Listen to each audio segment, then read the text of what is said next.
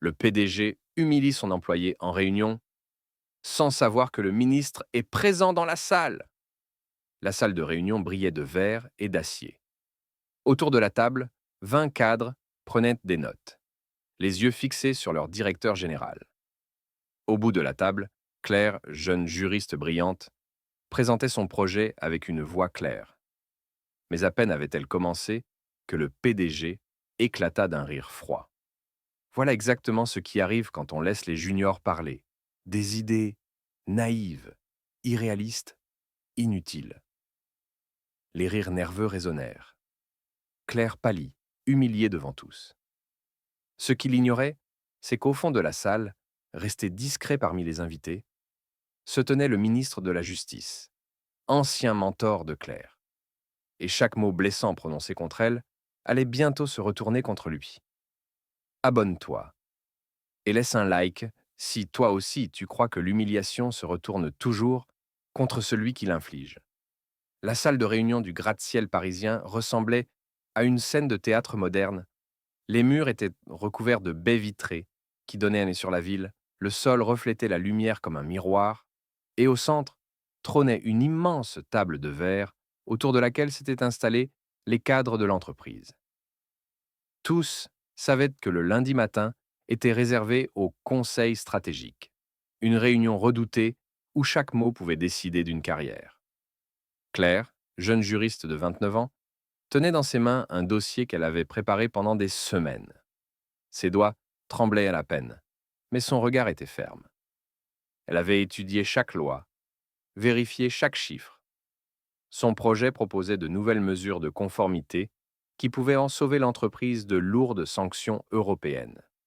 C'était son moment, son unique chance de montrer qu'elle n'était pas seulement la petite dernière, mais une voix qui comptait. Quand elle prit la parole, son timbre clair traversa la salle. Elle parla de risques financiers, de réputation, de responsabilité légale. Quelques têtes hochèrent doucement, intéressées. Mais au bout de la table, le PDG, homme à la carrure imposante et aux cheveux gominés, fronça les sourcils. Ses yeux se plissèrent et soudain, il éclata d'un rire sec. Voilà exactement ce qui arrive quand on laisse les juniors s'exprimer, lança-t-il d'une voix glaciale. Des idées naïves, irréalistes, inutiles. Un silence lourd s'abattit, puis quelques rires nerveux s'échappèrent, ceux de cadres trop apeurés pour rester muets. Claire sentit le sang quitter son visage. Ses notes tremblaient entre ses mains, son cœur battait si fort qu'elle entendait à peine la suite. Sérieusement, continua le PDG, en balayant la salle du regard. Vous imaginez cette entreprise dirigée par de tels raisonnements? Nous perdrions tout en une semaine. Merci, mademoiselle, vous pouvez vous rasseoir. Chaque mot tomba comme un couperet. Claire se sentit rapetissée sous les regards de ses collègues. Certains détournèrent les yeux, d'autres se forçaient à sourire, soulagés de ne pas être à sa place. Ce que le PDG ignorait, c'est qu'au fond de la salle, assis discrètement parmi les observateurs invités, se trouvait un homme qui n'était pas comme les autres. Costume sombre, lunettes posées sur le nez, il ne prenait pas de notes. Il écoutait. C'était le ministre de la Justice, venu anonymement évaluer le partenariat de l'entreprise avec l'État. Et surtout, c'était l'ancien professeur de Claire, celui qui avait repéré son talent à l'université et qui connaissait mieux que quiconque la valeur de sa voix. Chaque rire, chaque humiliation jetée contre elle résonnait dans ses oreilles comme une insulte personnelle. Le PDG croyait renforcer son autorité. En réalité, il creusait sa propre chute. Claire resta debout quelques secondes de trop, son dossier toujours dans les mains, incapable de décider si elle devait se rasseoir ou insister. Ses lèvres s'entr'ouvrirent, mais aucun son n'en sortit. Autour d'elle, la salle de réunion se remplissait de ce silence gêné, coupé seulement par le cliquetis des stylos et les raclements de gorge. Personne n'osait la défendre. Personne n'osait contredire le PDG.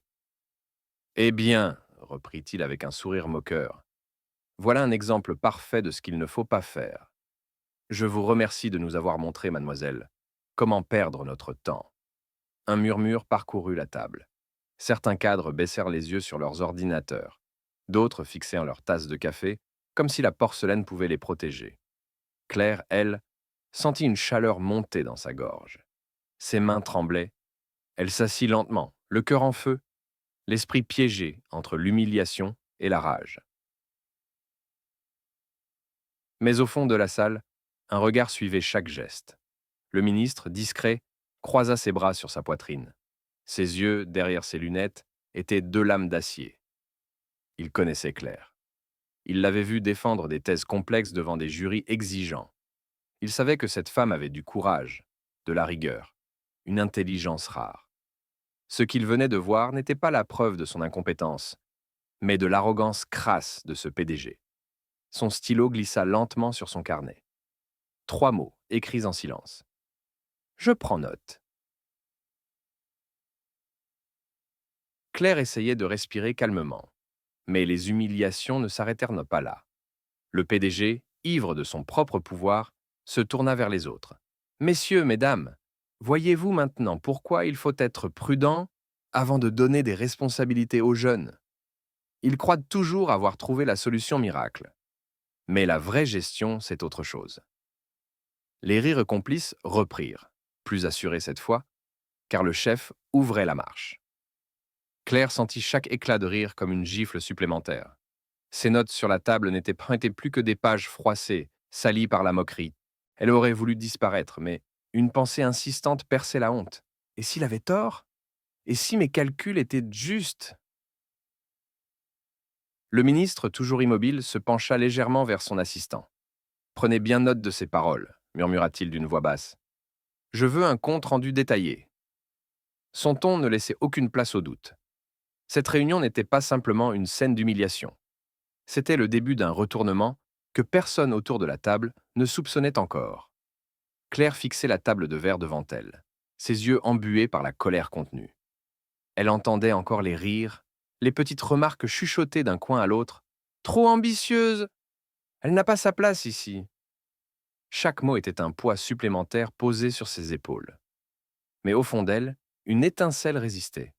Elle savait que ses calculs étaient exacts, que ses recommandations pouvaient éviter à l'entreprise une amende colossale. Son humiliation, elle la sentait brûlante. Mais l'injustice, ça, elle ne pouvait pas l'avaler.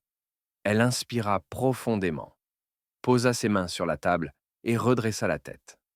Ses yeux, encore humides, croisèrent ceux de plusieurs collègues. Certains baissèrent aussitôt le regard. Mais elle vit aussi un éclat fugace dans le regard d'une femme plus âgée, comme un signe silencieux de soutien. Ce n'était pas grand-chose, mais c'était assez pour lui donner le courage de rester digne. Monsieur le Président, dit-elle d'une voix ferme malgré son tremblement, je suis convaincue que mes propositions méritent une analyse sérieuse. Je suis prête à répondre à toutes les objections, chiffres et lois à l'appui. Un souffle parcourut la salle. Le PDG écarquilla les yeux, surpris qu'elle ose encore parler. Puis il se mit à sourire, d'un air carnassier. Vraiment? Vous croyez encore avoir une chance après le spectacle que vous venez de donner? Il éclata d'un rire sec. Très bien, allons-y. Montrez-moi donc comment votre petit mémoire d'école de droit peut sauver un groupe coté en bourse. Ce fut alors qu'une autre voix, grave et posée, s'éleva du fond de la salle. Je serais curieux, moi aussi, d'entendre cette démonstration. Tous les regards se tournèrent à peine vers l'homme qui venait de parler. Jusqu'ici, il était resté silencieux, presque invisible dans l'ombre du fond. Mais maintenant, il se levait lentement, et son visage apparaissait clairement. Le silence s'abattit d'un seul coup, comme une chape de plomb. Le ministre de la Justice. Certains cadres pâlirent, d'autres écarquillèrent les yeux. Le PDG lui-même perdit un instant son assurance. Sa mâchoire se crispa. Ses lèvres s'ouvrirent comme pour chercher une réponse. Mais aucun mot ne sortit. Le ministre avança d'un pas mesuré, ses yeux fixés sur Claire. Mademoiselle, dit-il avec une courtoisie solennelle, je vous en prie. Présentez vos arguments. Je suis persuadé qu'ils méritent toute notre attention. Puis il se tourna vers le PDG. Son regard d'acier n'avait pas besoin d'explication. Il était clair que chaque mot humiliant prononcé quelques minutes plus tôt venait d'être noté, gravé, et qu'il aurait des conséquences. Dans ce silence nouveau, le cœur de Claire battait à tout rompre. Mais cette fois, ce n'était pas de peur. C'était une force qu'elle sentait se déployer en elle. On venait de lui rendre la voix, et elle comptait bien s'en servir. Claire sentit ses poumons se remplir d'air comme jamais auparavant. Ses mains cessèrent de trembler. Elle rassembla ses feuilles, prit une seconde pour lisser le papier froissé, et leva enfin les yeux vers toute l'assemblée. Cette fois, elle ne voyait plus une meute hostile, prête à la juger. Elle voyait une salle contrainte de l'écouter, suspendue à ses lèvres par la seule présence du ministre. « Très bien, commença-t-elle. Je vais reprendre depuis le début. » Sa voix était claire, posée, presque professorale. Elle expliqua les nouvelles réglementations européennes, cita les articles précis, décrivit les risques encourus par l'entreprise. Amendes pouvant atteindre des centaines de millions, interdiction d'activité sur certains marchés, perte de confiance des investisseurs. Chaque chiffre tombait comme un verdict, chaque paragraphe de loi comme une preuve irréfutable. Peu à peu, les regards se modifièrent. Les sourires moqueurs s'effacèrent. Les stylos se mirent à gratter à nouveau les carnets, cette fois pour noter ses propos. Même ceux qui riaient, le plus fort un instant plus tôt, se redressaient, sérieux, conscients que la jeune juriste parlait avec une précision redoutable. Le ministre hochait la tête lentement, attentif. Il interrompit même Claire à un moment pour lui poser une question pointue que seule une spécialiste pouvait comprendre. Elle répondit sans hésiter, démontrant sa maîtrise totale du sujet. Impressionnant, conclut-il d'un ton neutre, mais qui vibrait d'un respect à peine voilé. Le PDG, lui, n'était plus que l'ombre de l'homme triomphant du début. Sa mâchoire crispée trahissait sa rage. Il tapotait la table du bout des doigts, incapable de cacher son agitation. « Oui, enfin, » dit-il d'une voix qui se voulait ferme, mais qui sonnait faux. Tout cela reste très théorique. Dans la vraie vie, ce n'est pas avec des textes de loi qu'on dirige une entreprise, mais avec du flair, de l'expérience, ou avec de l'aveuglement, coupa le ministre sèchement. Un silence choqué tomba sur la salle. Tous comprirent que le PDG venait de perdre le contrôle. Son autorité s'effritait sous leurs yeux. Claire, pour la première fois, ne baissa pas la tête. Elle le fixa droit dans les yeux et dit calmement : « Ce que vous appelez naïveté, monsieur, c'est ce qui pourrait sauver l'avenir de cette entreprise. Ce que vous avez rejeté par orgueil, c'est précisément ce que la loi exige de nous. Et aujourd'hui, devant vos cadres, vos partenaires, et devant monsieur le ministre, je choisis de ne pas avoir honte de dire la vérité. » Ces mots résonnèrent comme un coup de tonnerre. Le silence qui suivit la phrase de Claire était si lourd qu'on aurait pu entendre le battement d'une mouche. Les cadres, pétrifiés, regardaient tour à tour la jeune juriste debout et le PDG qui se renfonçait dans son fauteuil. Tous comprenaient que quelque chose venait de basculer. La réunion n'était plus une discussion interne. C'était devenu un procès. Le ministre se redressa lentement, ajusta sa veste sombre et parcourut la salle du regard. « Madame a raison, dit-il d'une voix posée.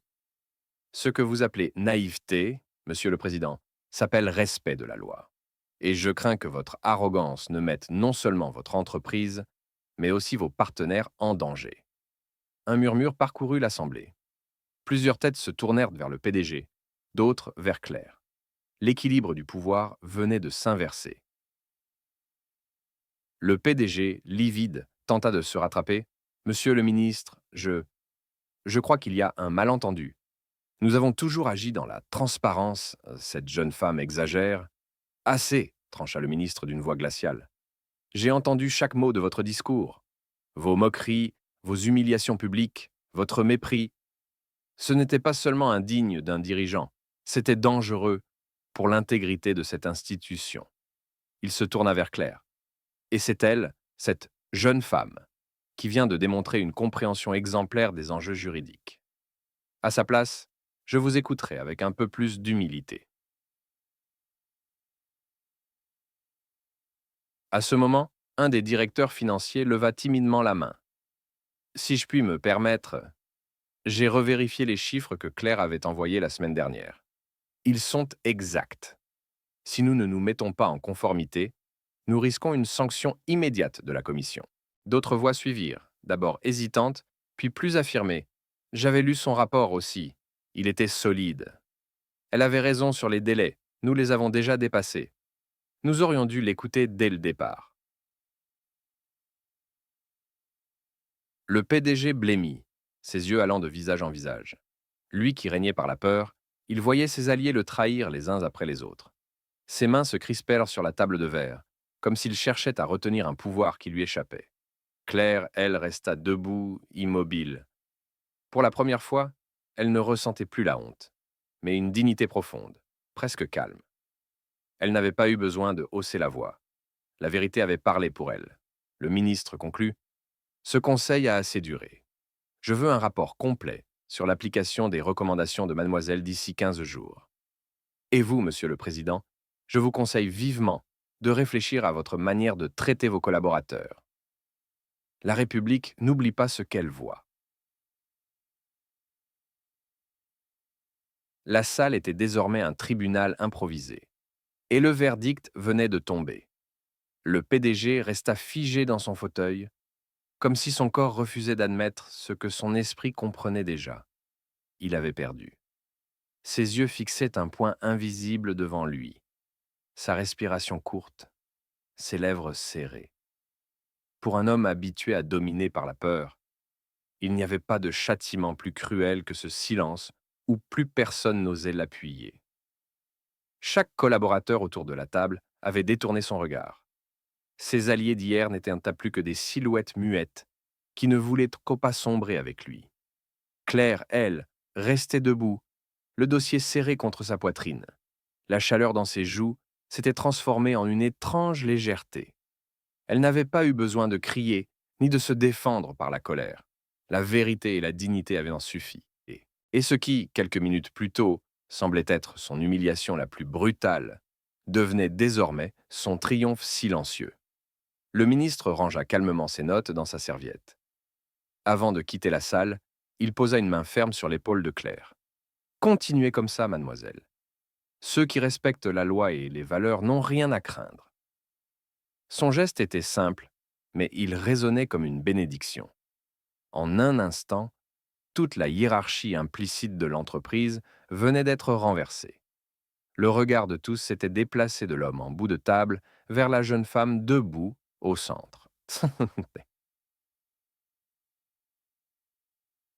Quand la porte se referma derrière le ministre, un silence tendu resta suspendu. Puis, un à un, les cadres se levèrent et quittèrent la salle sans un mot pour leur président. Certains adressèrent à Claire un hochement discret de respect. D'autres, incapables de soutenir son regard, pressèrent le pas comme pour effacer leur complicité passive. Le PDG, seul, serra les poings. Il savait que l'écho de cette réunion dépasserait ses murs, qu'il ne pourrait jamais effacer ce qui venait d'être vu et entendu. Son pouvoir, construit sur l'arrogance et la peur, venait de s'effondrer en quelques minutes. Claire, en sortant de la salle, sentit son cœur battre avec une intensité nouvelle. Ce jour-là, elle n'avait pas seulement défendu un projet. Elle avait repris sa voix, sa place, son identité. Il pensait l'écraser par la moquerie, la réduire au silence par l'humiliation. Mais l'humiliation se retourne, toujours contre celui qui l'inflige. La dignité, elle, grandit à chaque coup qu'on lui porte. Ce n'est pas le plus fort qui triomphe, mais celui qui choisit de rester droit quand on veut le plier. Abonne-toi et laisse un like si toi aussi tu crois que la vraie force n'est pas dans le pouvoir, mais dans la dignité.